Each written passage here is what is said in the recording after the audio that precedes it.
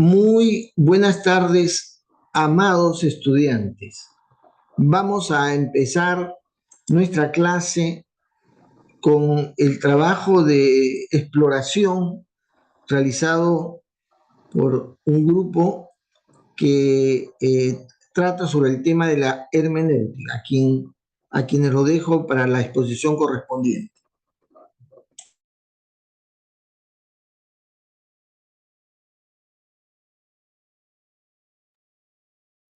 Buenos días, profesor. Buenos días, compañeros. En esta ocasión hablaremos acerca de la ciencia llamada hermenéutica.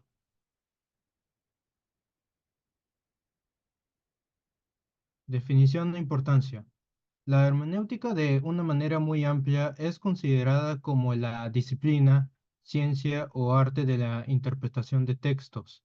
Es utilizada para llevar a cabo la comprensión de un texto, por lo que se requiere que éste sea polisémico, es decir, que haya varios significados distintos que no pueden ser comprendidos a la primera vista.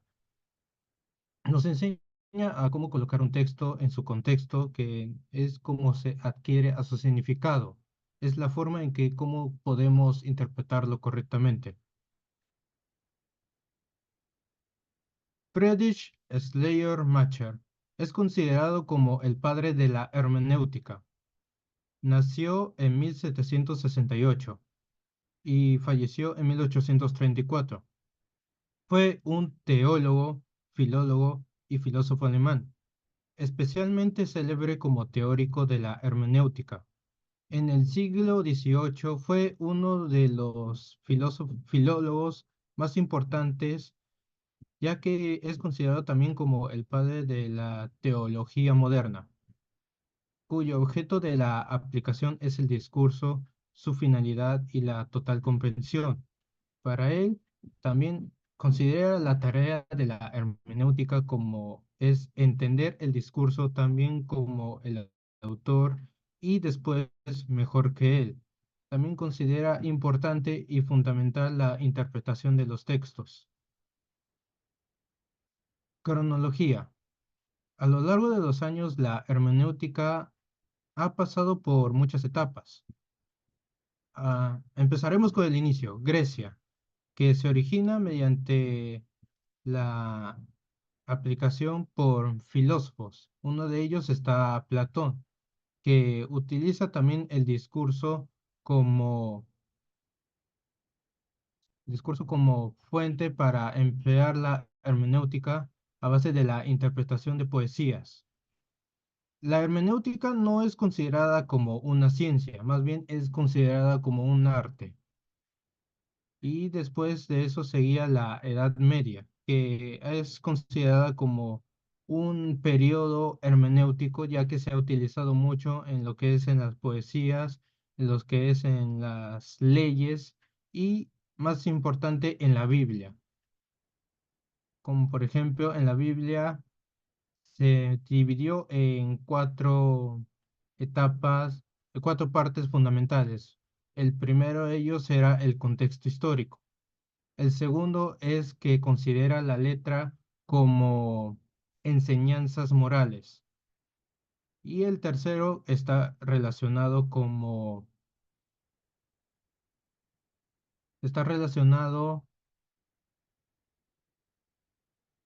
dejando las figuras, por ejemplo, en la Biblia del Antiguo Testamento y Nuevo Testamento, como por ejemplo el símbolo de la iglesia, la cruz. Y el cuarto que deja enseñanza, que son las bienaventuranzas del cielo en la Biblia. Luego de eso seguía la modernidad, donde se aplica más en lo que es el Renacimiento y seguía aplicado en poesías. Luego de ello, a partir del siglo XVII aproximadamente, la hermenéutica sufrió una caída, en que ya esta ciencia ya no es muy considerada y poco a poco se han olvidado del nombre hermenéutica. Pero más adelante, en el romanticismo, en 1768, Schleiermacher, el padre de la hermenéutica, volvió a resurgir la hermenéutica, declarando la importancia de la interpretación de los textos y cómo la hermenéutica nos ayuda a comprender ganar el conocimiento de textos complejos. Más adelante, en el siglo XX, Thomas Heidegger, que continuó con la idea de Schleiermacher, a base de su obra,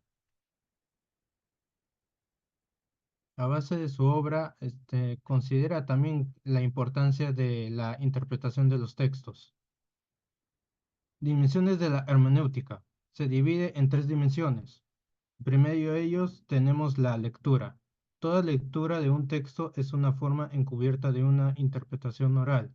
Cada vez cuando nosotros leemos debemos enfocarnos en qué tratará esta lectura, cuál es su importancia, aunque también dependerá de la lectura y su complejidad. Explicación. Los textos no solamente dicen algo, sino que también explican algo, lo racionalizan y lo clarifican. Es un método también muy importante, ya que la explicación es el más usada para entender la importancia de los textos, su finalidad, su interpretación. Traducción. Tanto la interpretación como la traducción son formas de hacer entendible algo que no es.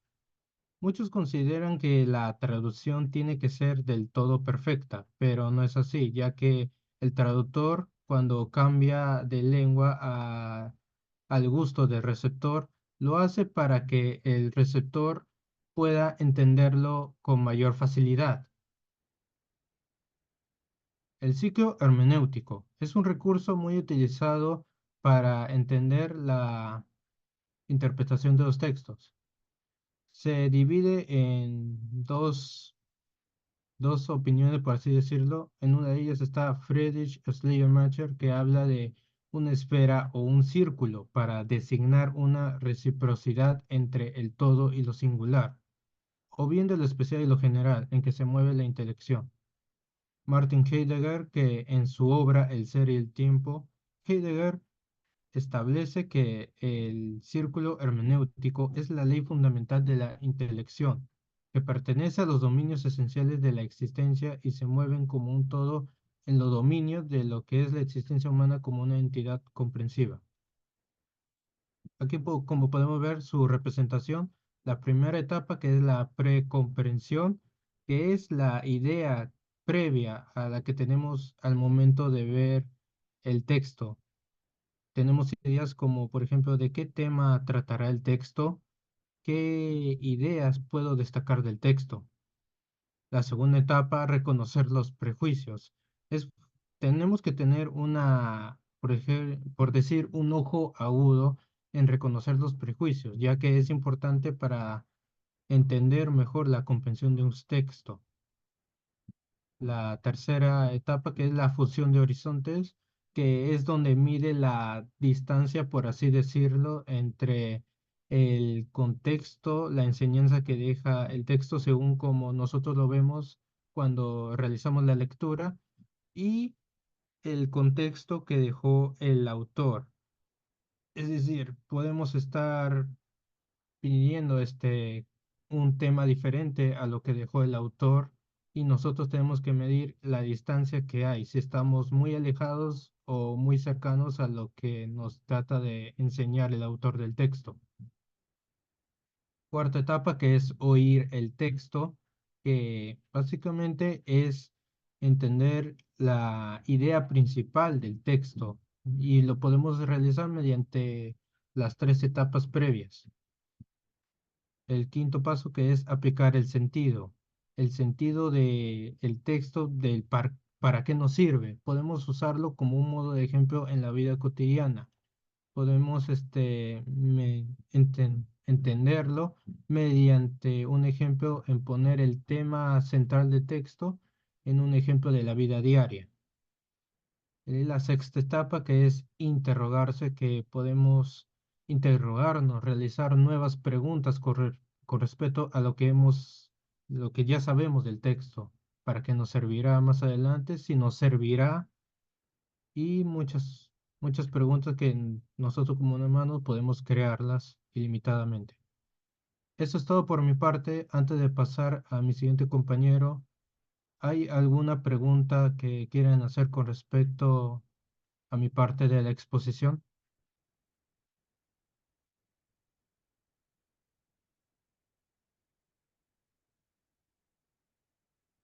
Bueno, no hay preguntas, entonces mi siguiente compañero puede continuar.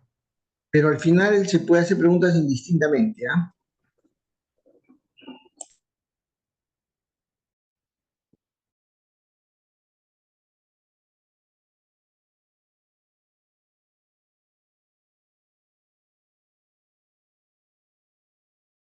Continuando con la exposición, voy a hablar sobre el método hermenéutico que se impuso desde las revoluciones industriales eh, como determinado modo para acceder a la verdad que presenta una pretensión de univocidad.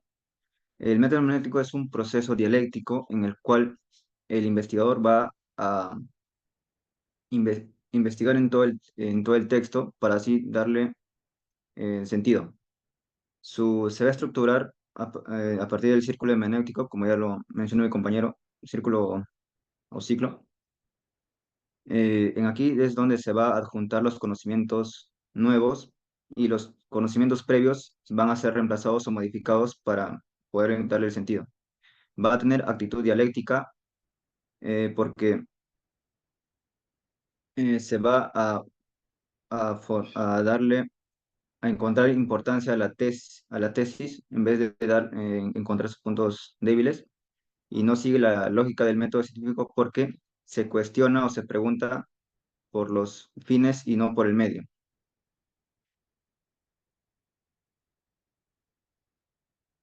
Ahora voy a hablar sobre la estructura de la experiencia. Eh, Deriva del papel que cumplen con las experiencias en la inducción. La experiencia es configurada metodológicamente como un punto de partida del conocimiento. Lo importante es tener en cuenta el análisis de la conciencia de la historia que se va a efectuar y que tiene la estructura de la experiencia. Como dar un ejemplo, dos personas que son de diferentes países, por ejemplo, Perú y Chile, que van a querer discutir sobre un texto filosófico y ellos a partir de su formación educativa, su contexto, o sea, donde viven, van a tener diferentes formas de entender o comprender el texto. Y mientras sigan discutiendo eso, dando sus puntos de vista, van a entender que el texto ha sido interpretado de varias maneras por diferentes eh, culturas. Va a comprender dos momentos, que uno es el momento positivo, que es donde las experiencias se integran en nuestras expectativas y la confirman. Y el momento negativo se da cuando nuestras experiencias resultan insatisfechas por una novedad no anticipada.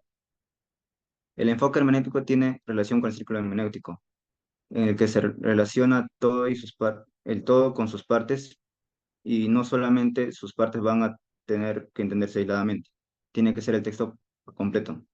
Un aspecto de este es que es el uso de preguntas y respuestas en el análisis de textos.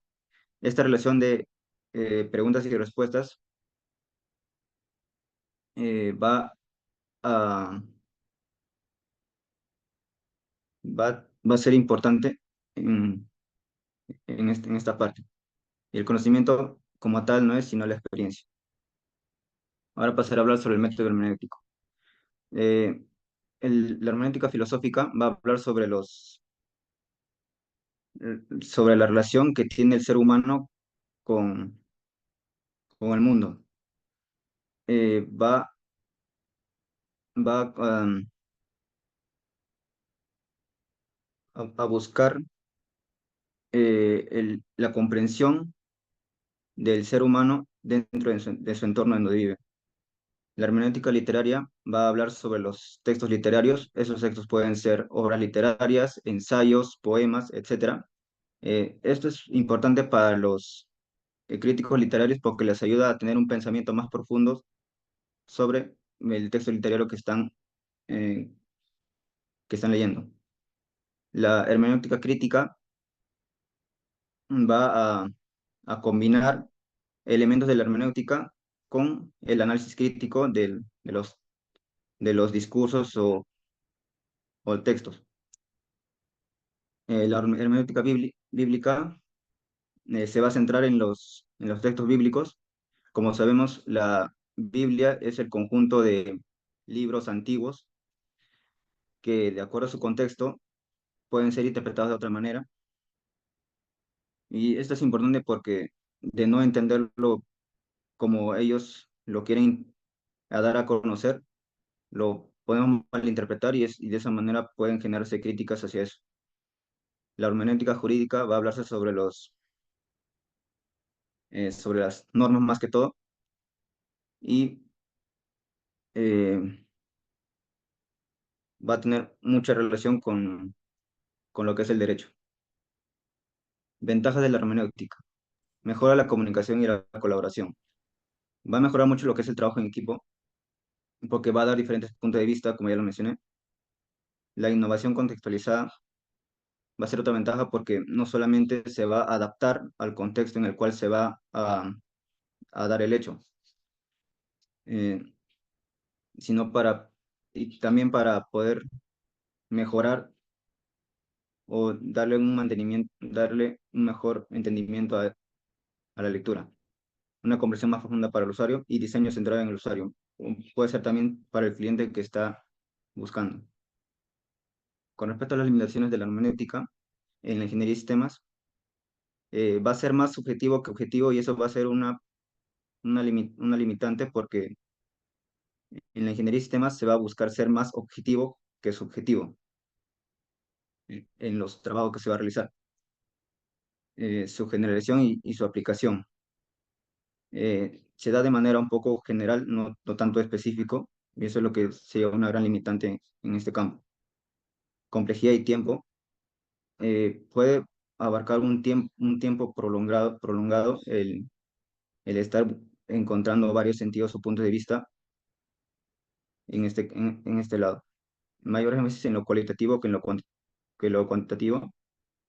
Es otra de las limitantes, la carencia de la rigurosidad metodológica y la integración con métodos técnicos. Esa es toda mi parte.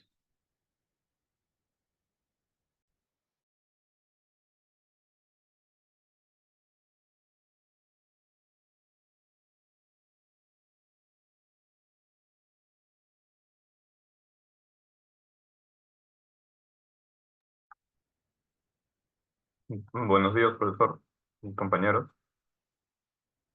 A mí me toca hablar sobre las aplicaciones de la hermenéutica en la ingeniería de sistemas. La primera es el análisis de necesidades. En la ingeniería de sistemas, una de las partes fundamentales es el análisis de las necesidades y datos que se necesitan.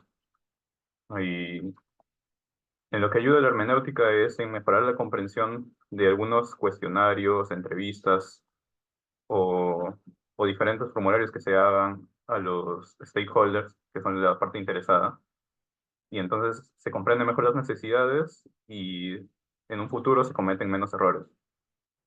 El diseño centrado en el usuario ayuda en la parte en que nos deja comprender mejor los comentarios, feedback y observaciones que puede dar el usuario para que así el diseño del sistema se centre más en que sea amigable para el usuario.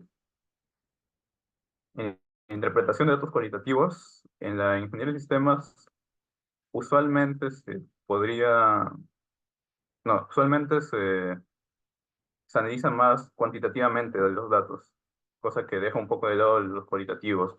Entonces la hermenéutica nos puede ayudar más a comprender estos datos, sin necesidad de usar algunos métodos de análisis de datos cuantitativos.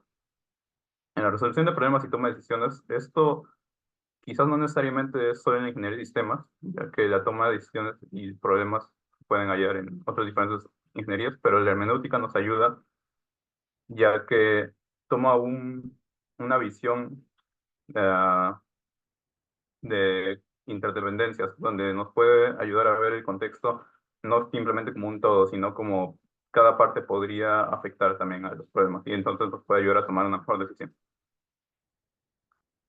La relación entre la hermenéutica y la teoría general de sistemas son 5 puntos.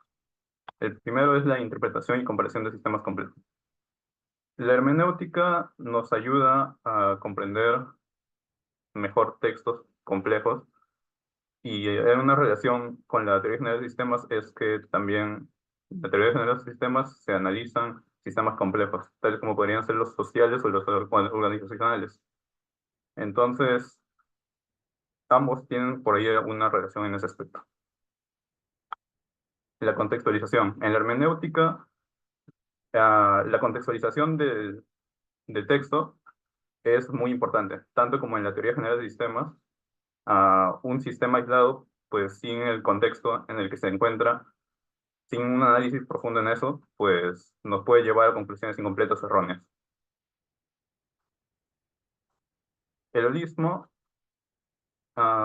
se toma una relación entre ambos, ya que ambos tienen una perspectiva holística. Ya que en la hermenéutica, en la comprensión de textos también, no se ve simplemente el texto como un todo, sino se ve como partes de un todo que dan que el todo es menos a la suma de cada parte, tanto como en la teoría general de sistemas. La suma de las pequeñas partes es mayor al todo. La interdisciplinariedad. En la hermenéutica, ah, esta no solo se puede aplicar a la comprensión de textos complejos, sino se puede aplicar a otros ámbitos, tales como otros aspectos. Y en la teoría general de sistemas, pues no necesariamente solo es la ingeniería de sistemas, se puede aplicar a otros ámbitos como la biología, quizás la sociología y diferentes otras disciplinas más. Y en los procesos de significación, la relación es que la creación de significados se podría ver con un enfoque sistémico, y en la hermenéutica nos ayuda a desentrañar esos procesos de significación, cosas que son fundamentales para entender cómo funcionan, y podrían generar patrones que también nos ayuden a comprender mejor. Para finalizar, las conclusiones de disposición. La primera es que la hermenéutica es esencial para la interpretación profunda y contextualizada de textos, especialmente aquellos que son polisémicos o cuyo significado no es claro. En esta conclusión se prioriza lo que ya mencioné sobre el contexto. La precomprensión del texto, el reconocimiento de los prejuicios del intérprete y el proceso de fusión de horizontes son cruciales para la aplicación correcta de la hermenéutica. La hermenéutica se puede aplicar en campos como la ingeniería de sistemas de forma que es el complemento. Sí, eso se puede ver en lo ya mencionado, como lo que fue el análisis de datos cuantitativos y cualitativos. Y como conclusión final, el método hermenéutico no se limita solo a texto, sino a cualquier otro fenómeno que quizás se requiera comprender. Muchas gracias. Y si tienen algunas preguntas, se pueden hacer.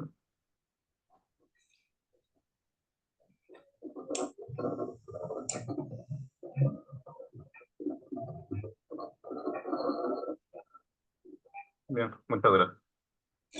Muy bien.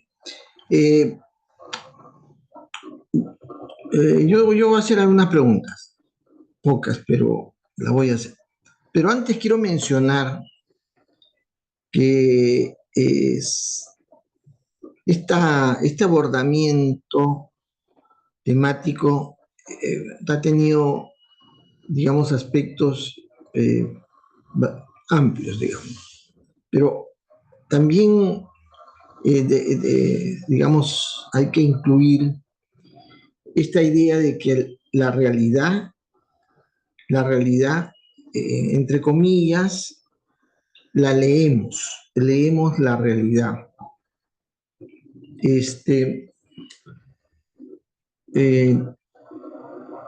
El día de ayer, ustedes, no todos quizás, han celebrado el Día del Padre. No porque tienen hijos, sino porque son hijos, ¿no? No sé si alguno ya es padre, pero eso lo saben ustedes. Pero han celebrado el Día del Padre. Es un evento, un hecho que se da y que en la literatura, no sé, la costumbre, le consigna un entendimiento ese día. ¿Qué se celebra o qué se conmemora o qué se trata de hacer? Entonces, ahí hay varias formas de entender el Día del Padre, ¿no? El Día del Padre, varias. Yo que no tuve padre, es decir, bueno, hubo alguien que la hizo concebir a mi madre, pero yo no lo conocí. Para mí no tenía mucha importancia, ¿ya? Y siempre me pareció que de pura piconería, los padres, a alguien se le ocurrió celebrar el Día del Padre, dado que se celebraba antes el Día de la Madre. O también en algún momento yo dije, esto se ha creado porque el Día de la Madre, el nivel de ventas ha crecido bárbaramente. Para el Día de la Madre todo el mundo compra un regalo a la mamá. Entonces, yo he dicho, hay el efecto económico de tal manera que, ¿por qué no también celebrar al papá, no? Para que también se regale. Es más, los regalos para papá suelen ser más caros, ¿no? Porque la mamá se contenta con cualquier cosita, pero el papá espera un regalo importante. En fin, ¿por qué se da esa celebración, no? En nuestra sociedad se celebra todo se quiere celebrar. Pero en nuestra cultura, en nuestra sociedad, los varones las hemos pasado bien, la hemos pasado muy bien. Hay una canción, la que, ¿no? Los prisioneros cantan y tiene mucho de verdad. Hay quienes la pasan muy bien, mientras que la mujer la ha pasado mal, ¿no? Es decir, la mujer fue marginada de todo tipo de estudios, de participación, de tener una ubicación en la sociedad. Y entonces yo siempre hago referencia a la condesa Ada de Lovelace.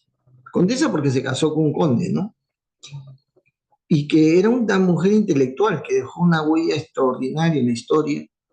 Sin embargo, tuvo que sus publicaciones sacarlo con el nombre de un varón, porque no lo publicaban, porque no sé, consideraba que la mujer debería escribir, porque se consideraba que su cerebrito no era lo suficientemente capaz de hacer algo bueno. En fin, la mujer ha pasado una historia bien dura, y esa dureza es la marginación, el arrinconamiento a actividades domésticas que el hombre no hace, sino el hombre se sirve. Estoy hablando de la historia, no de este momento, ¿no?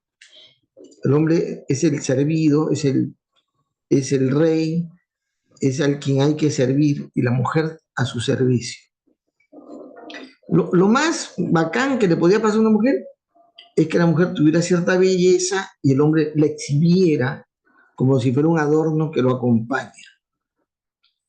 La historia de la mujer ha sido dura, bien dura, y más cuando es madre y asume toda la responsabilidad de la crianza, el cuidado.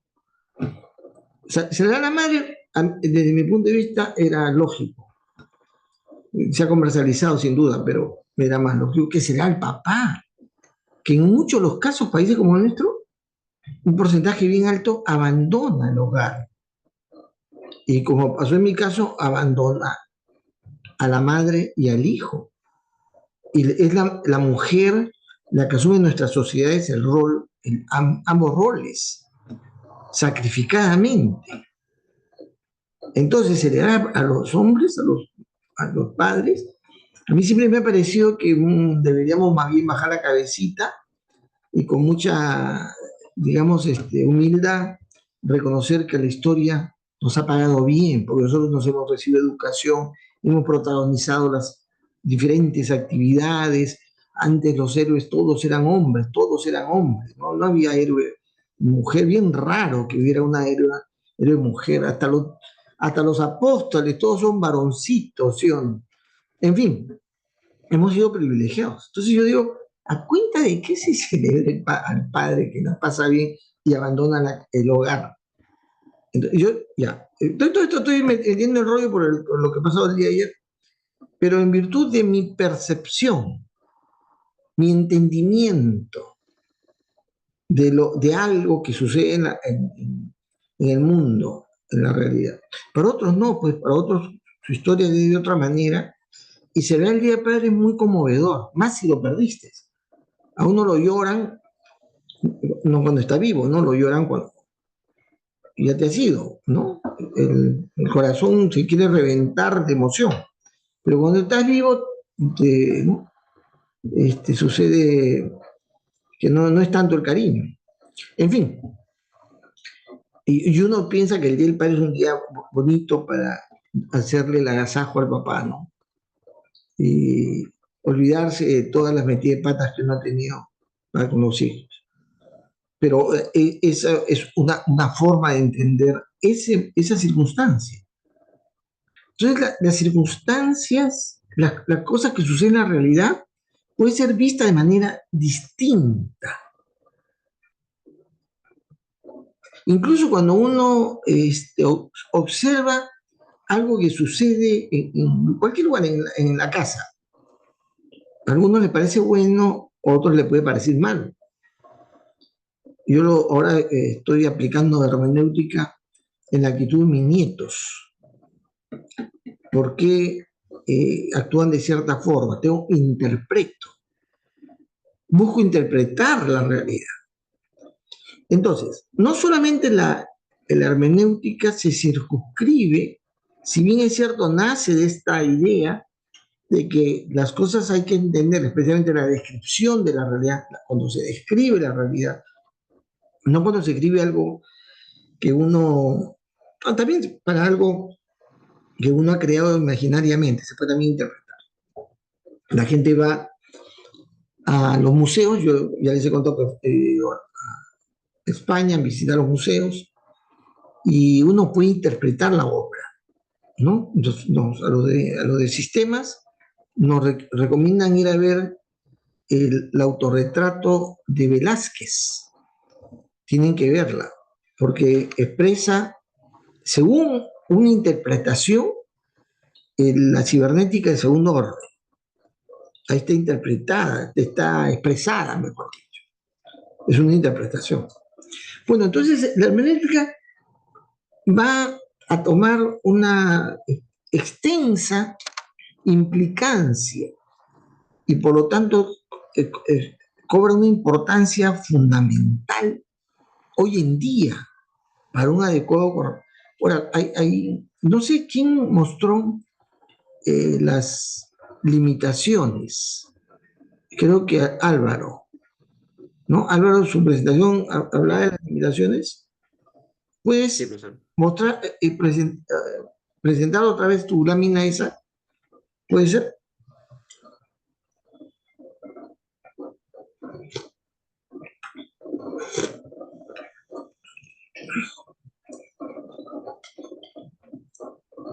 Ya, perfecto.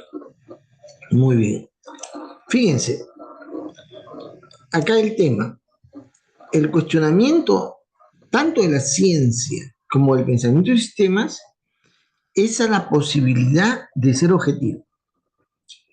El pensamiento marxista también lo hace y también el moderno pensamiento relativista, pensamiento steiniano, considera que no hay algo que pueda ser plenamente objetivo, no se puede calificar algo como objetivo, depende de tu punto de vista, depende de tu ubicación, depende de tu entendimiento, tu historia, tus marcos conceptuales. O sea, ¿se puede ser objetivo? O sea, no es, esto, por lo mencionado, tampoco es una condición dicotómica, o se es objetivo o se es subjetivo. No, eso no es así. Siempre hay en el entendimiento y en la actuación humana un grado de objetividad y también hay un grado de subjetividad. Siempre. No es posible, ¿no? Y entonces el cuestionamiento que hace la ciencia de sistemas, esa es la prerrogativa que tenía antes el científico clásico de creer que era posible ser objetivo. Ese es un cuestionamiento que hace y lo desnuda haciendo ver de que muchas de las cosas dan la impresión que se trata de esa objetividad a partir de ciertas predisposiciones, prejuicios, espacios, juicios. Es muy bonito leer, en ese sentido, la vez pasada yo le dije, los 7 ensayos de la interpretación de la realidad peruana de José Carlos Mariátegui. Claro que él lo dice, que lo que él quiere hacer es interpretar en forma distinta, como he dicho antes, la realidad a partir de esta condición de relación opresor-oprimido. Esa mirada, ese prejuicio, hace mirar la realidad de la historia peruana de manera distinta a cuando no se hacía. Entonces, no hay objetividad, hay siempre un marco de ideas que envuelve lo que yo observo. Luego,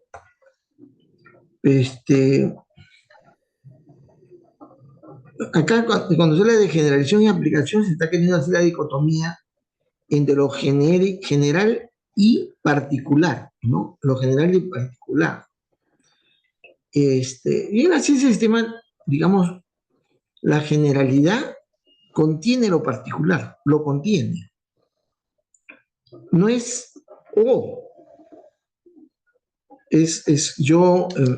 las cosas suceden en un entorno determinado.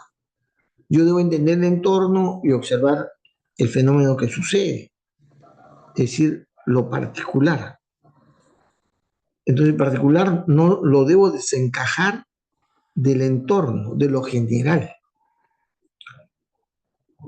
En fin, acá el tema hermenéutico es un tema que para nosotros es muy valioso, porque nos hace poner en una posición de cuestionamiento y de relativismo a la forma como algún observador puede entender algo, para poder nosotros buscar otros entendimientos que sean distintos, para construir una visión más clara, más amplia, nunca completa, nunca plena, nunca no sesgada, siempre va a estar sesgada. Más, decir que la realidad es un sistema es un sesgo, es una premisa de ideas previas, es un prejuicio. Entonces nosotros, la gente de sistemas, en general, no solo los ingenieros de sistemas, utilizamos esta base filosófica para meternos el entendimiento, no solamente los textos. Es correcto que en la interpretación de los textos, especialmente bíblicos, surge la imperiosa necesidad de hacer hermenéutica. O sea, yo tengo ejemplos bien interesantes. En Lucas, en el capítulo 16, hay un texto en la que dice Jesús, escribe Lucas, ¿no? Una expresión de Jesús, que dice así: haced amigos con las riquezas injustas, para que cuando estas riquezas falten, os reciban enamoradas eternas. ¿Ya? Otra vez voy a repetir. Jesús le dice a sus discípulos: haced amigos con las riquezas injustas, para cuando éstas falten, os reciban enamoradas eternas. Eso es lo que dice Jesús en un texto de Lucas, ¿ya? Es muy interesante. ¿Cómo se interpreta eso? Porque acuérdate que Jesús está llena de los contenidos que describen de él, de un sentido de amor y de justicia, ¿no? Viene a establecer una justicia a partir de la búsqueda de la redención humana. ¿Cómo es posible que diga a sus discípulos, les mande a sus discípulos a ser amigos con riquezas injustas? Hay varias interpretaciones. El mundo católico, algunos han interpretado de una manera, ¿ya? Otros lo han pasado de alto. La mayoría de teólogos católicos lo han pasado de alto. Los protestantes también, por supuesto. Pero yo me he metido, pues, leyendo al Teilhard de Chardin, hay ciertos temas, y a Nicolás de Cusa hay ciertos temas que me llaman la atención. Y yo las busco más bien, ¿no? Las busco. No huyo, no me siento angustiado, en problema, porque ver que algo en la Biblia parece ser extraño, ¿no? Raro, contradictorio. Y entonces, si lee ese texto, todo el mundo queda sorprendido, ¿no? Como digo, yo he escuchado a algunos curas tratar de darle una explicación rarísima a eso. ¿Ya? Bueno. Y eso, ¿cómo yo interpreto esa expresión de Jesús? Y yo tengo que buscar el contenido de lo escrito, Lucas, posiblemente en griego, porque Lucas es gentil, ha escrito en griego, buscar en el griego qué es lo que exactamente dice. Y el griego es bien rico, pero utiliza expresiones que pertenecen a la cultura griega, no a la cultura judía. Porque algunos escriben en hebreo y en arameo, los más escritos más antiguos, que su expresión es repetitiva, es distinta, más el griego es más filosófico, y ya la construcción de los textos en griego son más para darle una vistosidad a la forma de hablar. Miren, todo eso yo tengo que investigar para entender esa expresión, porque no me parece lógico que Jesús invoque a sus discípulos a ser amigos con riquezas injustas. Ya, y esta expresión de Jesús viene después que él contaba una parábola en la cual un tipo que administra el dinero de otro, negocia como administrador las deudas que tenía su patrón, o sea, no, sus deudores del patrón, le negocia y le rebaja, solapa, le rebaja. ¿Para qué? Para quedar bien con ellos, para que cuando él quedara sin trabajo, como él les hizo el favor de reducirle la deuda, le favorecieran, ¿no? Le hicieran algún favor, mismo gobierno de Dina, o mismo. Entonces, esto hace el tipo. Gana amigos, ¿cómo se dice? Defraudando a su patrón, o sea, restándole su ganancia y ganándose la simpatía de los deudores. Y al final Jesús dice, hacer amigos con las riquezas injustas para que cuando éstas falten os reciban enamoradas eternas. Es bien interpretar. ¿Cómo interpreto? Hermenéutica. Hago la hermenéutica. Busco el lenguaje, el idioma, qué cosa se dijo esa vez, qué se quiso decir, y logro encontrar la clave luego de mucha investigación. Y es que moradas eternas, no solamente es el cielo. Como el católico no lee mucho, él imagina en su cerebrito que se está diciendo ganar, o sea, hacer amigos con riquezas injustas para que cuando éstas falten o reciban enamoradas eternas, es decir, para que estén en el cielo todavía. Eso viene a la cabeza con nuestro juicio. Pero si yo les digo que moradas eternas no solamente es el cielo, también es el infierno, posiblemente Jesús lo dijo con esa acepción. Ganar amigos con las riquezas injustas, porque cuando estas falten, te vayas al infierno. ¿Tiene sentido o no esa expresión? Ahora, decir te vas al infierno Es decir, es como en esa época, la palabra infierno, diablo, es lisura, es una palabra muy fuerte. De irte al infierno es como decir, mandarte ahora a la M, pero completo. ¿Cómo se llama? ¿Cómo se diría? O sea, ganar amigos con riqueza injusta para que cuando esta falte te vayas a ganar. Y yo, ustedes completan. Puntos suspensivos. Eso es lo que quiere decir. Claro, viene el tema, ¿cómo dice Jesús esa palabra tan fuerte? Ahora ya estamos pensando al revés. Primero, ¿cómo dice algo tan contradictorio? Pero ahora, ¿cómo dice? Y si uno lee las expresiones de Jesús, Jesús usa varias veces lisuras.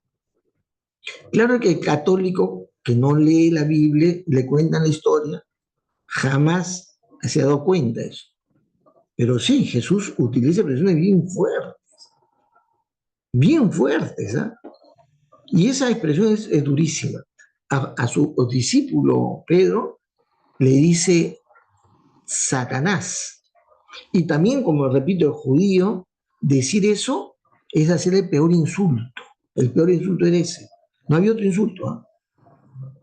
No había otro insulto. Es el peor insulto que podía haber. Y Jesús se lo dice. Es decir, a veces a Jesús le sale, ¿no? Y en este caso, dice, hacer amigos con las riquezas injustas para que cuando esta parte te reciban enamoradas eternas, es una expresión sarcástica de decirle a los discípulos que siempre el actuar de esa manera te va a llevar a la M.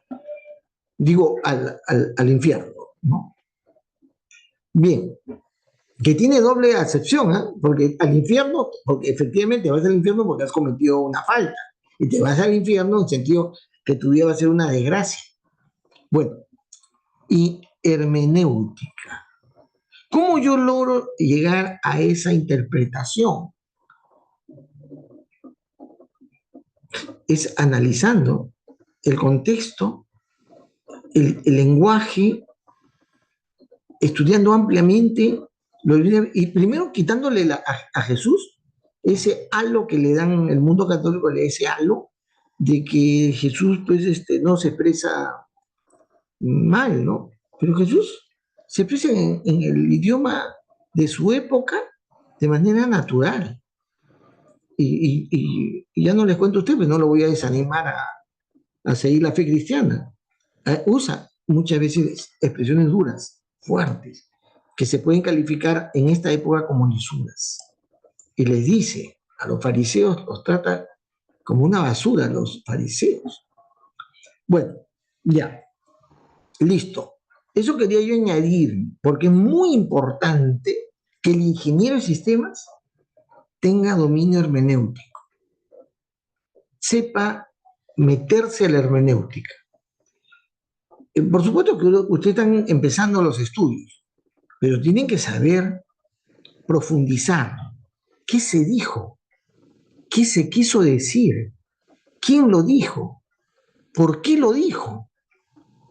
Y esto que dijo, que tiene esta aplicación, que esta implicancia, hoy en día, ¿qué me dice a mí? ¿Cómo debería yo aplicarlo? Ese proceso, el ciclo, ustedes lo han llamado, ustedes lo han referido como el círculo hermenéutico. Ese es el círculo hermenéutico. Bueno, vamos con las preguntas que tengo. Tengo algunas preguntitas, dado que los otros oyentes no se han dado aludidos cuando les han preguntado. Entonces, vamos a empezar primero con Jean-Louis. Jean-Louis, ¿está listo? Sí, presente, profesor. Dime más o menos cuál es, o sea, cuando el pensamiento de sistemas desarrolla su metodología, hay una parte que se llama problemología.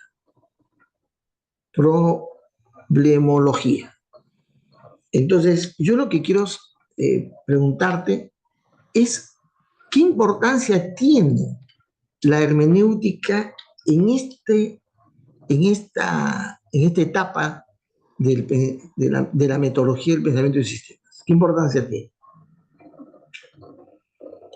Más que nada, la hermenéutica se encarga de darle un significado más sencillo y menos complejo.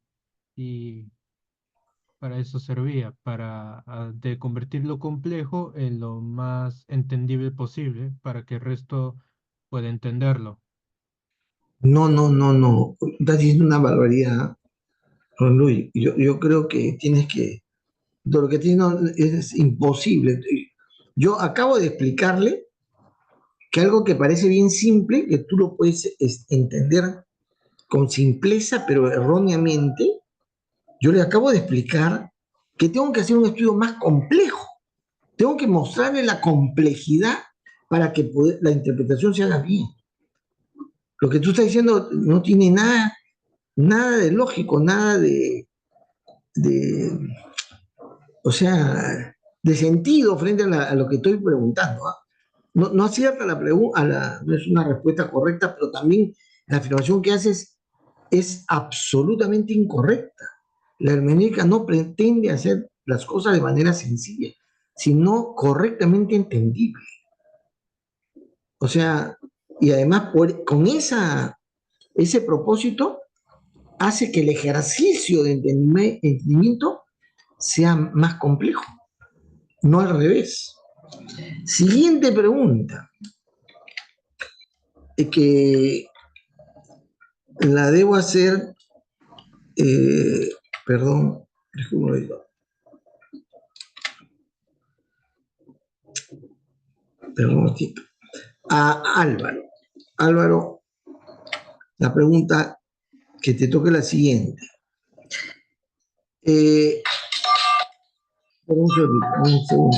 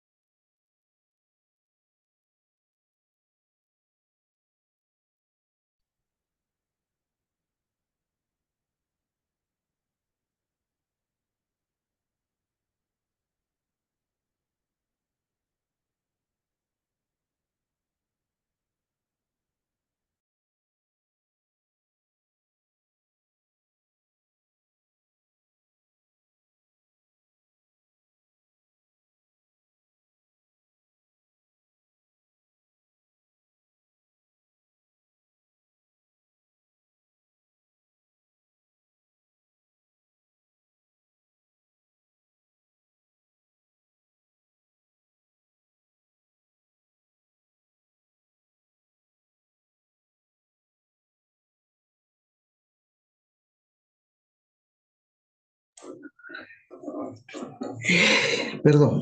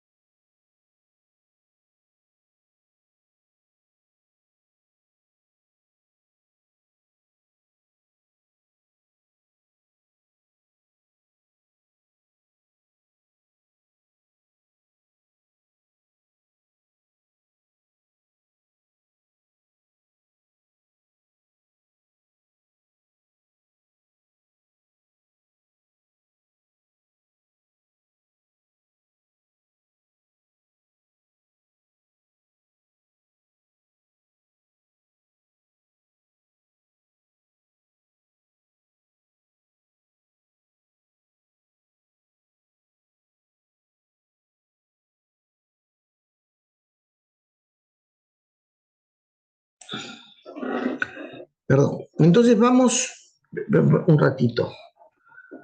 Discúlpenme.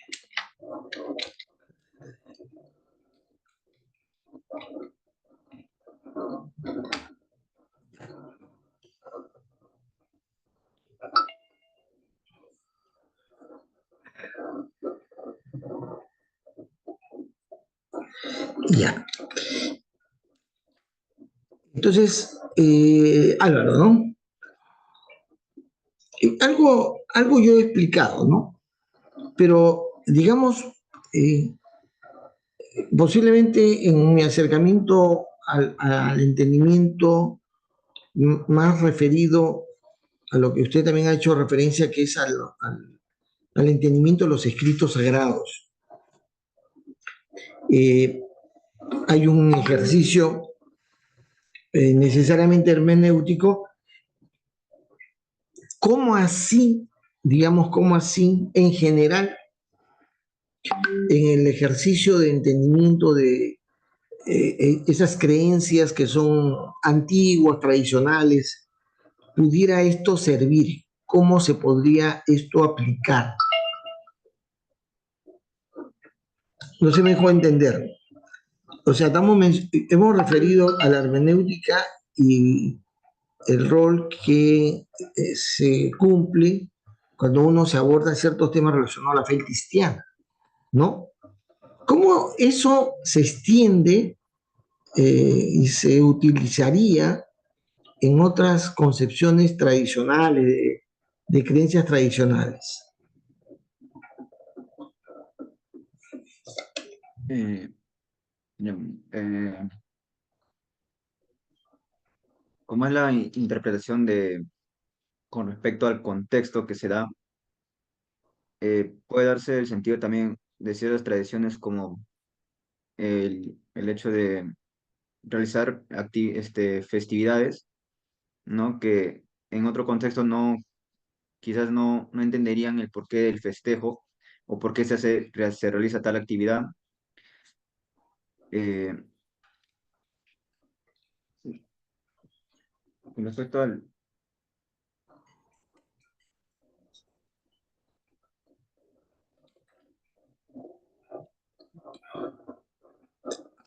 ¿Se cortó o te cortaste ya? ¿Terminaste? A ver, vamos con mi tocayo, con Daniel Artur. ¿Estás ahí, Daniel? Sí, profesor. Eh,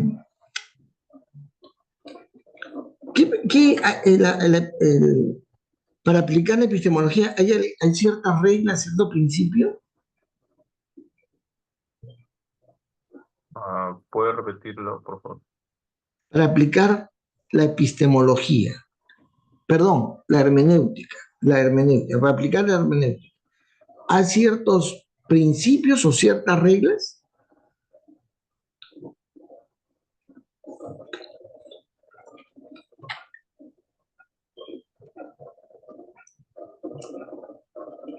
Yo creo que no. Ya.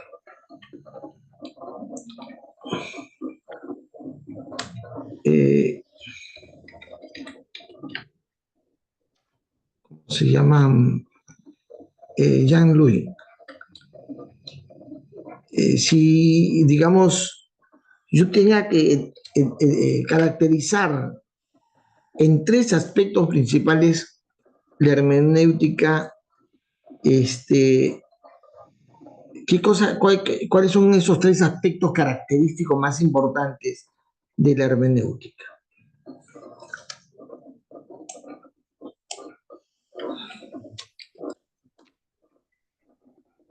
Sería entendimiento, comprensión y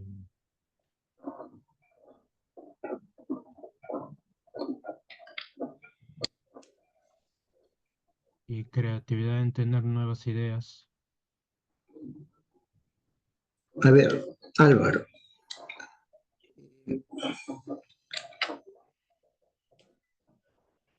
Si yo hermenéuticamente trato de explicar, digamos, la razón por la cual los egresados de la universidad o de la facultad tienen diferentes ámbitos y calidad de desempeño. Si yo tuviera que hacer ese entendimiento, ¿cómo o lo abordaría, cómo yo tendría que abordarlo desde el punto de vista hermenéutico, cómo yo podría saber o buscar una explicación a los diversos resultados que se tiene con la formación profesional en la facultad. Uno de ellos vendría a ser su formación educativa, de sus conocimientos previos. Si busca ¿cómo es? Au- eh, ser autodidacta, mejor dicho. Eh, todos esos aspectos, sumado también al hogar de donde viene, todo eso serían los aspectos que por las cuales hay diversas personalidades en las cuales de las personas en su forma de ser en el ámbito profesional. Ya. Y por último, Daniel, se dice de que los conceptos de sistemas han pasado diferentes etapas. Los conceptos han ido evolucionando y conforme hemos estado describiendo incluso en las clases, ¿en qué etapa aparece la idea interpretativa, se introduce la hermenéutica? ¿En qué etapa de la historia de la evolución de los conceptos de sistemas crees tú que se ha incorporado estos principios de la hermenéutica?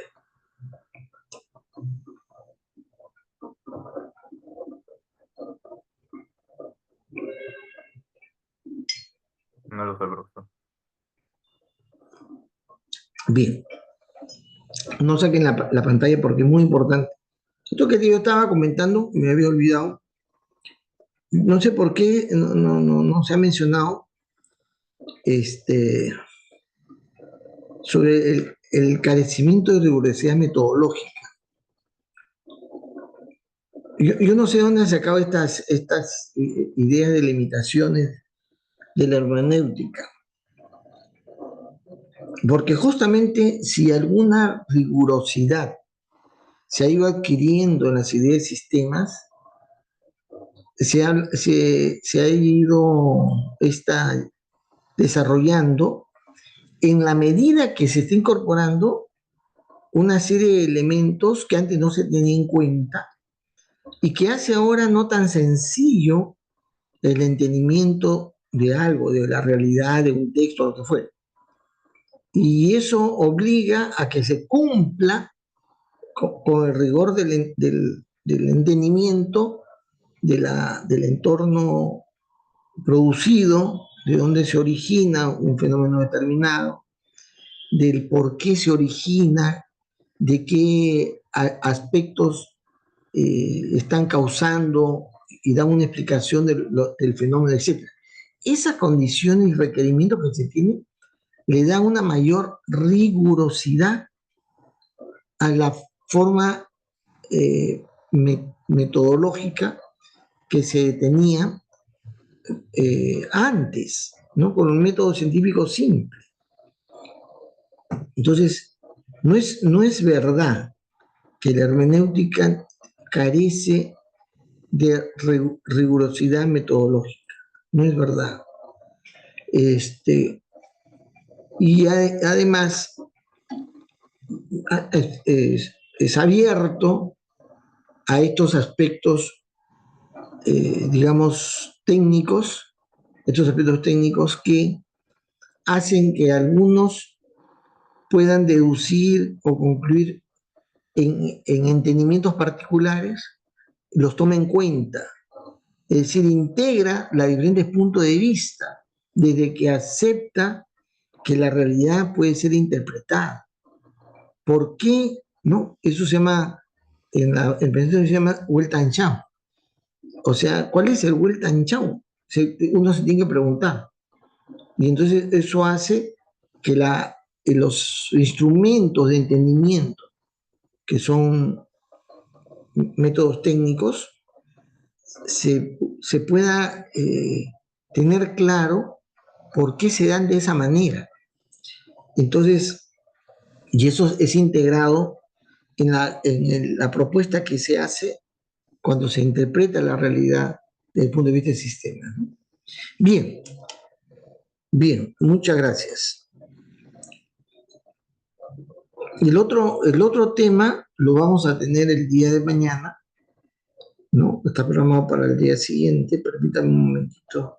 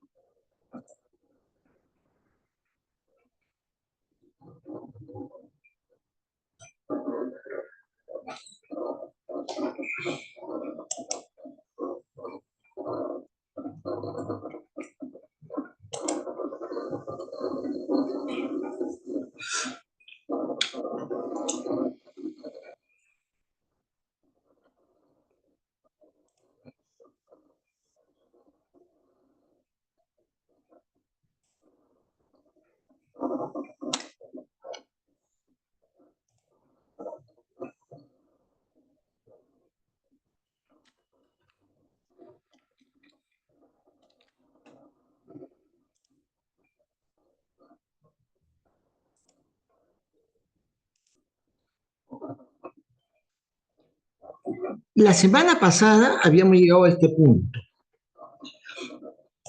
y es que habíamos comentado de que el desarrollo de las ideas de sistemas, de la ingeniería de sistemas, va a tener un proceso evolutivo, va a llegar al Perú en el deseo de algunos profesionales que habían hecho su posgrado en Europa y Estados Unidos, Inglaterra especialmente, y habían venido cargados de la idea de que con la ingeniería de sistemas se podía resolver los problemas más complejos de nuestra subdesarrollada sociedad, ¿no? En la que habían problemas realmente de gran envergadura y que requería un abordamiento posiblemente que lo podía permitir la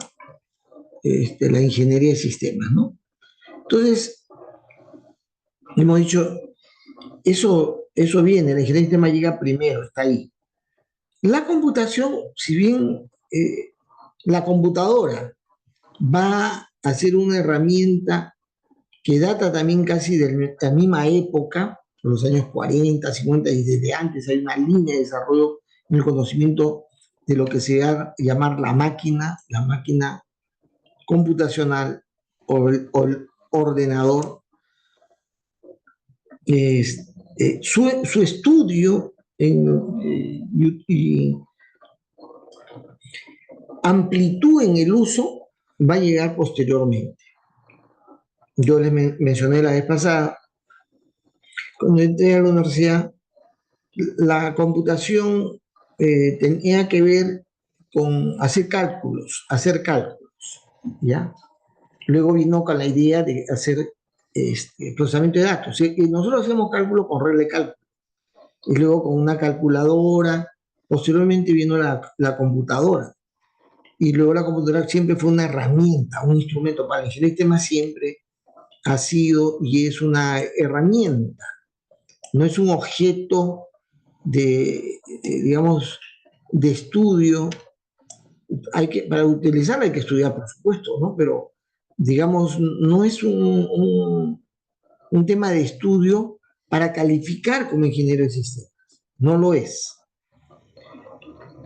Hoy en día es importante conocer sobre la computación, es importante, pero lo es tan importante como el ingeniero civil, lo es tan importante como le es al ingeniero industrial, en fin, a cualquier otra carrera. Esto es muy importante. Y decíamos, la informática llega pues a nuestras costas, eh, eh, primero, por diferentes razones, ¿no? O sea, las computadoras llegan al medio, se empieza a desarrollar, a comercializar computadoras para el uso empresarial, y por eso llegan las mainframe, ¿no? Las mainframe, que son computadoras gigantescas que hacen procesos concentrados, ¿no? Porque como es una cosa costosísima, no es que como ahora, por la computación personal, adquirir una computadora la puede hacer una familia, alguien, ¿no? Pero en la época que aparece la computación en el Perú, para comprarse un computador, el costo era tan alto que lo podían comprar ciertas, ni siquiera todas las organizaciones, sino aquellas empresas u organizaciones que tenían bastante recursos para invertir en infraestructura, en el ambiente donde está la computadora, la propia computadora, lo que había dentro de la computadora, que era el software y las diferentes implementaciones para el almacenamiento, para la telecomunicación. Eso requería una inversión gigantesca. No es como ahora, que una computadora está al alcance de la clase media, digamos, ¿no? Incluso la gente hace un esfuerzo para comprar una computadora. Y pagando una miseria relativamente a lo que era antes, uno accede a los mecanismos de la telecomunicación, que se llama Internet desde el día de hoy, ¿sí? Accede al servicio Internet. Incluso ahora estaba en el banco y el banco había un letrero que decía Wi-Fi gratuito a los clientes, pero los clientes gratuitos. Cuando la computación llega al Perú, en esa época eso era imposible de imaginar que podría suceder eso. Muy bien.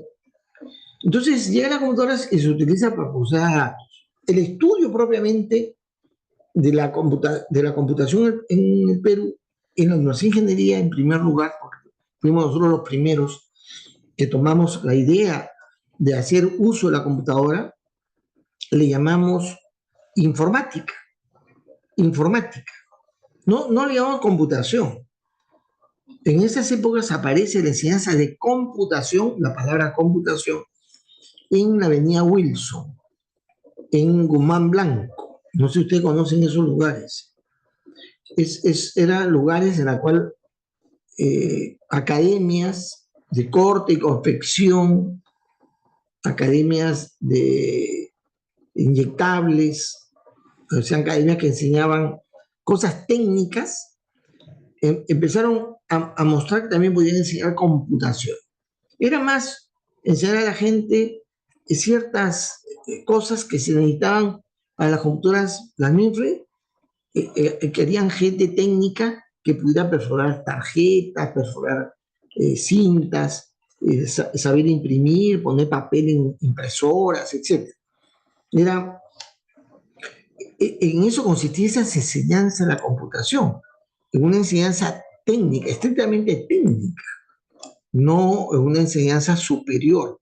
No era la idea aprender todas las profundidades del uso del computador y sus usos. Entonces, si en la universidad llega y en la uni se piensa que hay que estudiar la informática, no la construcción de la informática, no la computadora, que es una herramienta, sino la informática. ¿Qué cosa es la informática? Esto es pregunta de examen, ¿no? ¿Qué es la informática? Usted tiene que tener claro el resto de su vida, de a partir de ahora, el resto de su vida, ¿qué cosa es la informática? Cuando yo le pregunte o se lo pregunte en el examen o posteriormente, usted tiene que saber responder. La informática es una disciplina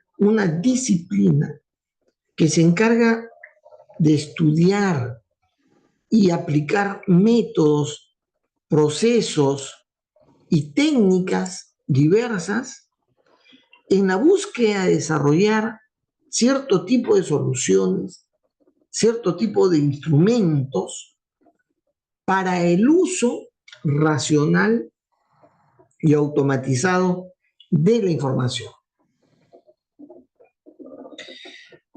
Repito, la informática es la disciplina encargada del estudio y la aplicación de métodos, procesos y técnicas para el desarrollo de soluciones en el uso racional y automatizado de la información. ¿Cuál es el objeto, el objetivo, el centro de la informática? La información, ¿no? El uso de la información, el uso racional de la información, pero también el uso automatizado de la información, donde el computador es un apoyo, donde el computador es un apoyo, no es un objeto de estudio. El objeto de estudio es la información, y posiblemente para estudiar la información yo tengo que entender la organización, los procesos organizacionales, y ahí saber la información, cómo, dónde surge, dónde se origina, cómo se trata, cómo se utiliza, y cómo yo lo puedo clasificar y generar resultados, mostrar la informática con el uso del computador. Repito, con el uso del computador. Es decir, yo también tengo, el informático también que saber de computación, para saber cómo usar la computadora, para hacer eso que refiere su disciplina. Y entonces, ¿qué es la computación? Tomen nota, ojo, que esto yo les voy a preguntar cada vez que caigan en mis manos, porque hay gente que confunde la ingeniería de sistemas con la computación, y hay gente que confunde la informática con la computación. Ahora, hoy en día, dicen algunos que se han puesto de acuerdo que es lo mismo. No, originalmente no era lo mismo, pues, ¿no? Ya que los de la computación querían decir que es lo mismo, es problema de ellos. ¿Qué es la computación? Esta es otra definición. Se refiere a la computación a la aplicación de conocimientos, metodologías, técnicas, herramientas que han sido diseñadas o pensadas con el objeto de diseñar los componentes, las partes de un sistema computacional o de un sistema que opera o se acciona con una computadora o en una computadora. ¿Correcto? ¿Cuál es el objeto de la computación? La computadora. La computadora, ¿cómo se usa? ¿Qué contiene? ¿Cómo se construye una computadora? Es el objetivo de la computación. ¿Está bien? De la informática, la información, con el uso de la computadora. Y está en un plano distinto a la ingeniería de sistemas, porque la ingeniería de sistemas no es una disciplina hacia el conocimiento computacional o hacia el conocimiento del manejo de la información. Son dos campos totalmente diferentes, disímiles, ¿no? La ingeniería de sistemas es una interdisciplina, en primer lugar, que aborda cualquier tipo de fenómenos complejos, tratando de llevar a un modelo, ¿no? Con el uso del modelamiento, para proponer sistemas sociales, humanos, de lo que fuere, mejorados, ¿no? Bien.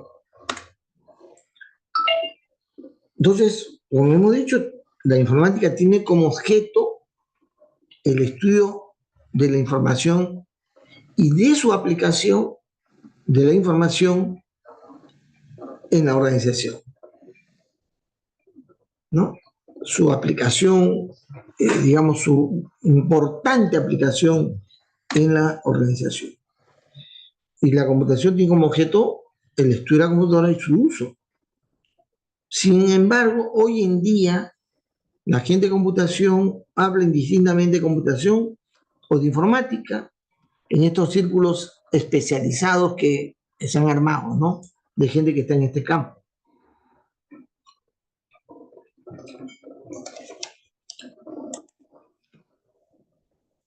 Y esto es muy importante saber, no olvidarse. Mientras que ustedes en su momento hicieron la traducción del cuerpo de conocimiento de ingeniería de sistemas, ese cuerpo de conocimiento de ingeniería de sistemas, como ustedes bien saben, fue desarrollado por un proyecto llamado Big Case, BKCase, Big Case. Ese proyecto fueron constituidos por organizaciones diversas que trabajaban en ingeniería de sistemas, pero la entidad más importante se llamaba el Consejo Internacional para la Ingeniería de Sistemas, en su abreviación INCOSE. Para la computación hay otras entidades, otra entidad autorizada que dicta las normas relacionadas a la enseñanza de esta, ¿no? De la computación. Y esa es la Asociación para la Maquinación Computacional, ¿no? No sé cómo llamar, Asociación de la Computing Machinery, o ACM. Es más conocido, todo el mundo la conoce por ACM. Es la ACM, que nació en el año 47, ojo, como la primera sociedad científica y educativa acerca de la computación y la computación, ¿no? Y la otra entidad que tiene autoridad para hablar sobre qué cosa es lo que hay que dominar, conocer en el campo computacional es la IEEE, que es el Instituto de Ingenieros Eléctricos y Electrónicos, la IEEE. Hoy en día hay mucha gente en la facultad que está asociada a la IEEE. Ojo que la ingeniería de sistemas se asocia, y el pensamiento, la ciencia de sistemas, perdón, se asocia más a la IEEE, a la Sociedad Internacional para la Ciencia y Sistemas. Y la gente de computación se vincula a la IEEE. También nosotros de puro, o sea, lo que pasa es que a la IEEE también le interesa lo que sucede en el desarrollo del conocimiento para la ingeniería de sistemas, también le interesa. Y ellos participan en los comités de normalización de la ingeniería de sistemas. Ellos también les interesa esto. Bueno, ¿qué es la computadora? ¿Qué es la computadora?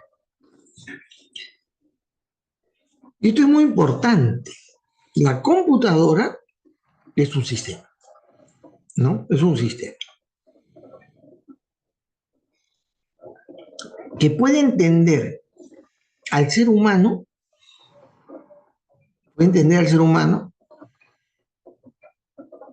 a fin de que pueda, o sea, puede entender al ser humano para desarrollar o ejecutar operaciones lógicas y aritméticas.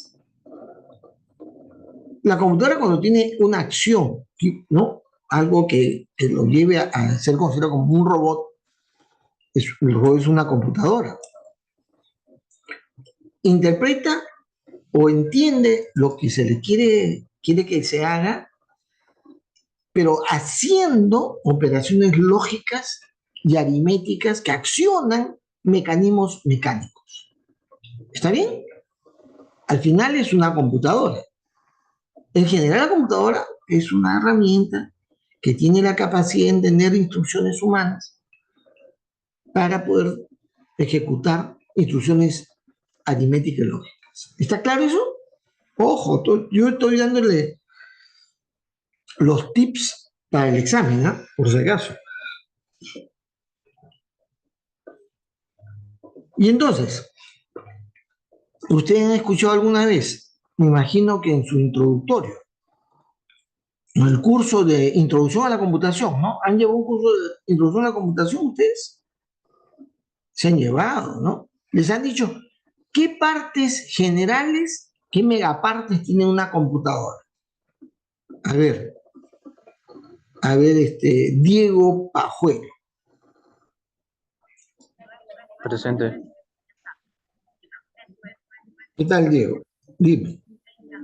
Ya mira, cuando ya me ha puesto, cuando desees pasar pedido, me avisas. Me parece para que pasar el en código de introducción a la pedido. computación Ahí gracias, Fabiola, ya, por el no estoy apoyo. seguro si enseñaron esas partes. ¿Cómo? La computación Yo creo no te que sí. enseñaron que era En el curso. ¿Era una computadora? Qué raro. No. O sea, me refiero al curso de introducción a la computación. No recuerdo si enseñaron las partes de una computadora o las principales partes de una computadora. Creo que comenzamos hablando sobre la programación en Python. No puede ser. No. Estás, que estoy escuchando a otras personas. Bueno, Sí, estoy en el tren, profesor. Lo siento. ya. Bien, entonces te he cortado la... A ver, Guaque, ¿qué ibas a decir? ¿Sería el hardware y software? Sí, pero eso no les han dicho en el curso introductorio. ¿O sí te han dicho? ¿Dónde has escuchado ese dato? No me digas que es en el comentario de tus patas.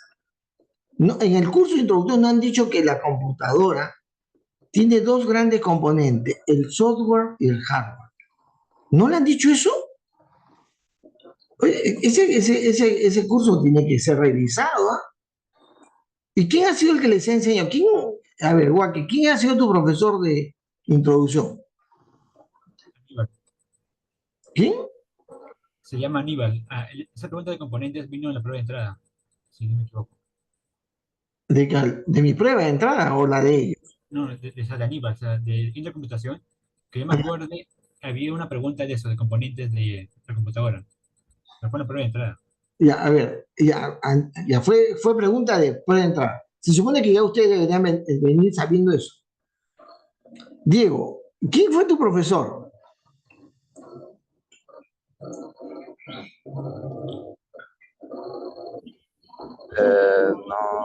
No me acuerdo, profesor. Tampoco, ¿te acuerdas quién ha sido tu profesor? Ya, gracias. A ver, no, es una cosa ya. La computadora tiene dos componentes, ¿correcto? El hardware y el software. Así es simple. Estudiar computación es bien papaya, ya, recontra fácil. Ya. Cuando hablamos del hardware, tenemos que hacer referencia a un genio de sistemas, a von Neumann. Von Neumann es un genio en todos los campos del conocimiento de la época, tanto de la ciencia en sí, como del desarrollo del conocimiento en la fisicoquímica, en la sociología, etc. Y también en la máquina, en las máquinas de cálculo, ¿no? No olvidar eso. Y se le llama a lo que compone un computador, desde el punto de vista del hardware, del componente hardware, que lo compone, nos referimos a él como la arquitectura von Neumann. O sea, en honor a quien pensó en esta componentización, se lleva su nombre los componentes, la estructura con la que cuenta la computadora moderna. ¿Cuáles son las partes físicas de un computador? Son básicamente tres. Así de simple. Pregunta examen, ¿eh? Uno es la unidad central de procesamiento, otro es la memoria y el otro las unidades de entrada y salida. ¿Ya? Son tres componentes. Facilísimo, ¿sí o no? La unidad central de proceso tiene a la vez tres componentes. Es una unidad de control que permite que las instrucciones que se van a ejecutar puedan ser llevadas a un plano justamente de ejecución, que provienen de algún tipo de almacenamiento. ¿Ya? Y también cuenta, son dos en realidad, no dos componentes, no tres, perdón.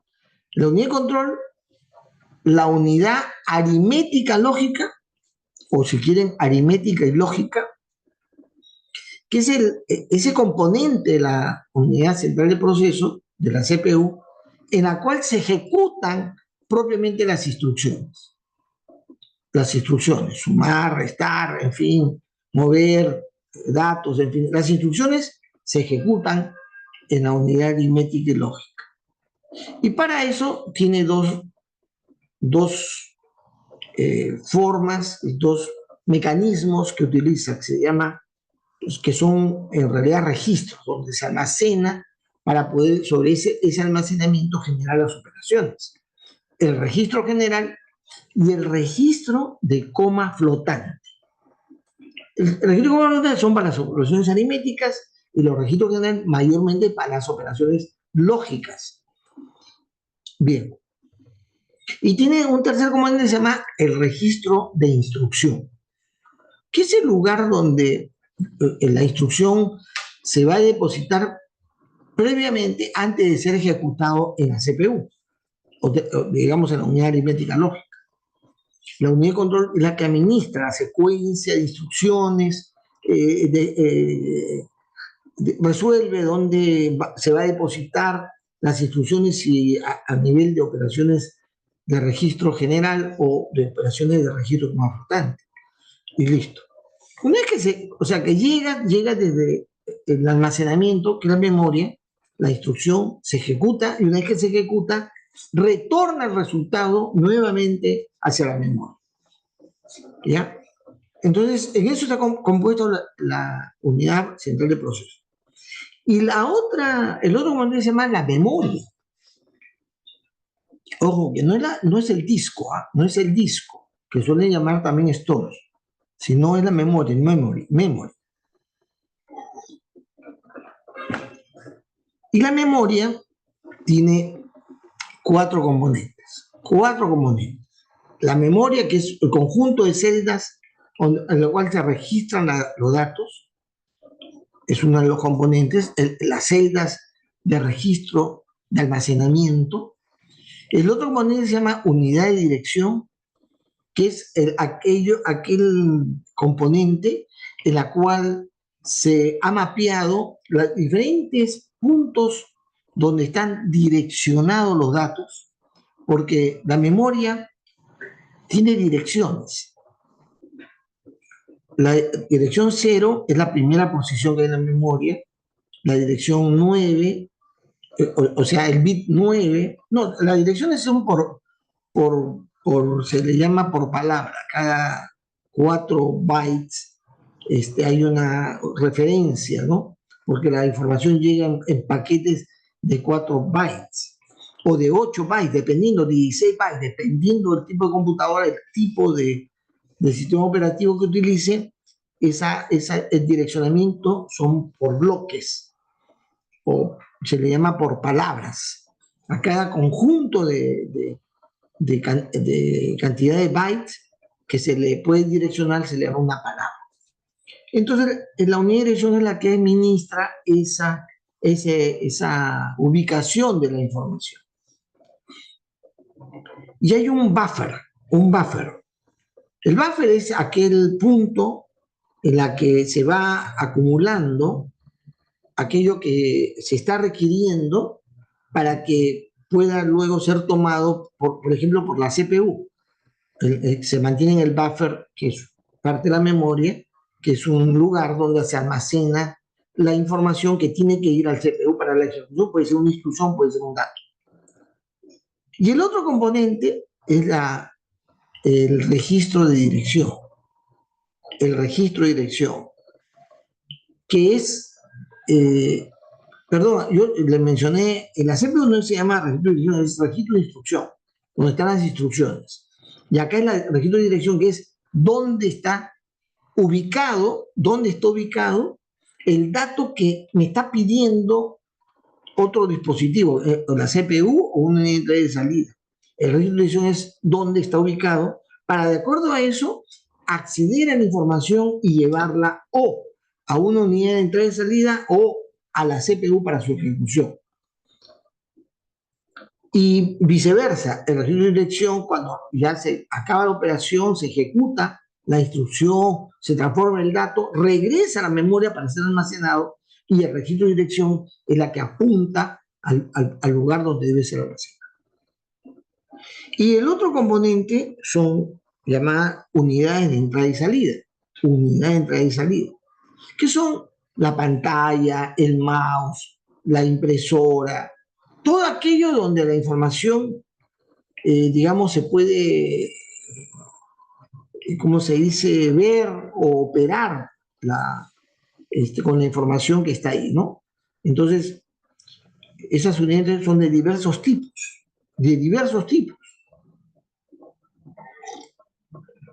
Y entonces, que también sirve para poder mostrar, se muestra la información, o para poder captar la información.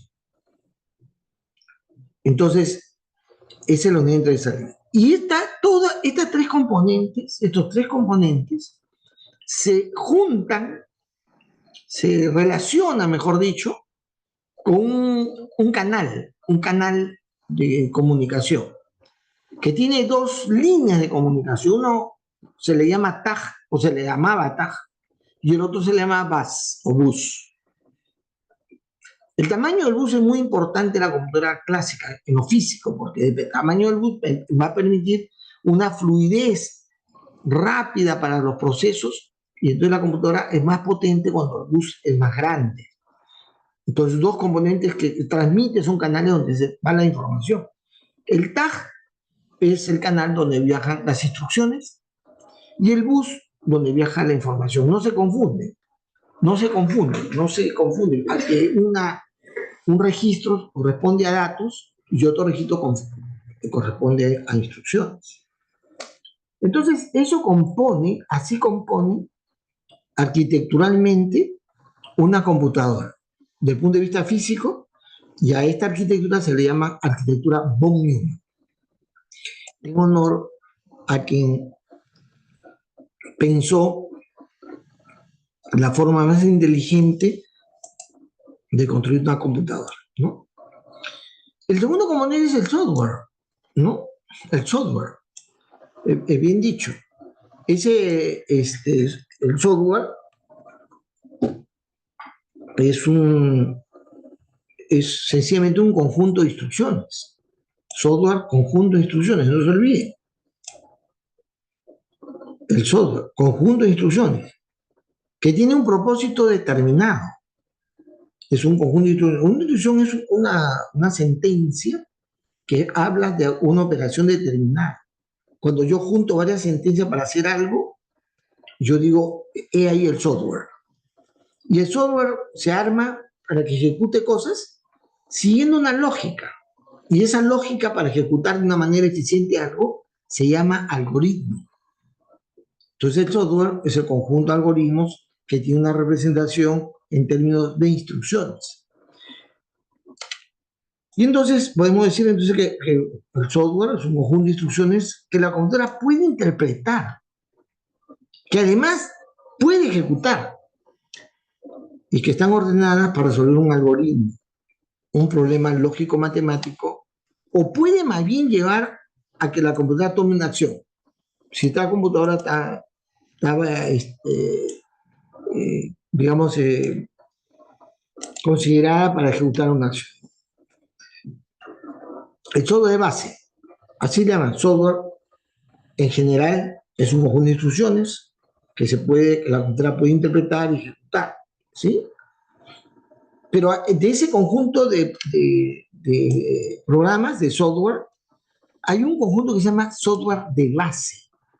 Es muy importante tener claro la diferencia porque cuando uno hace ingeniería de software en la UNI, no hace software de base, aunque podría estar en la capacidad de hacerlo, sino hace software de aplicaciones. ¿Sí? El software hace conjunto de programas que permiten administrar, utilizar los recursos de una computadora y poder ejecutar aquellos servicios complementarios cuando se utiliza el computador. Entonces, en el software de base tenemos en el más bajo, en el centro mismo, el sistema operativo, revistiendo para poder establecer una relación o una interacción entre el ser humano y la máquina, los traductores y los compiladores. Un traductor, a diferencia del compilador, porque el compilador convierte el lenguaje de alto nivel, en instrucciones de alto nivel, en instrucciones de máquina. ¿Ya?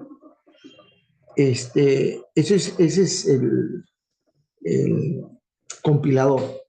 El traductor no, el traductor convierte el lenguaje, digamos, de alto nivel, ¿verdad? El lenguaje,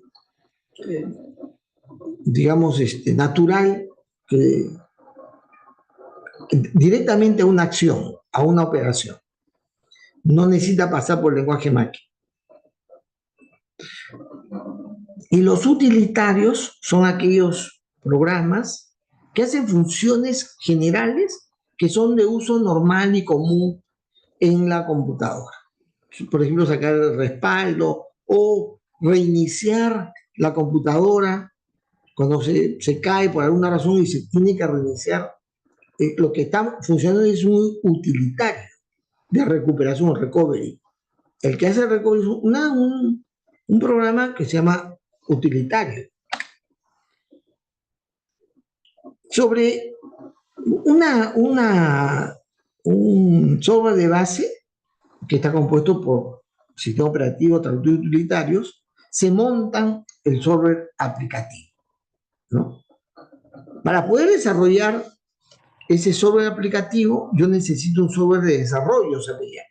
Aquel software que permite construir una aplicación, una solución, permite construir el Java,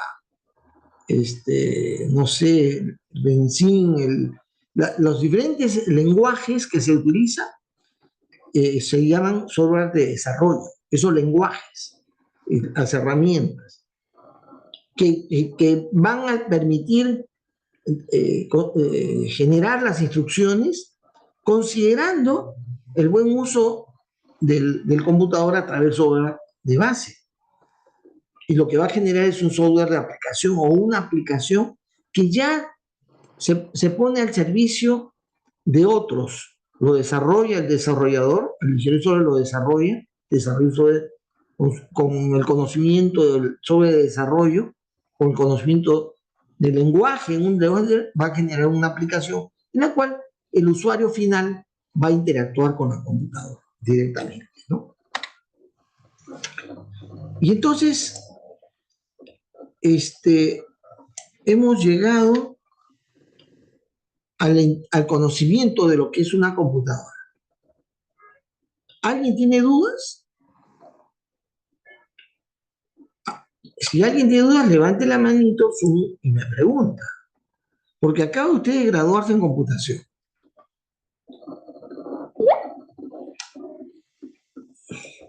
Perdón, ¿qué horas son? Me estoy pasando, no me dice nada de ustedes. Me está pasando la voz. Bien, mañana continuamos. Muy buenas tardes.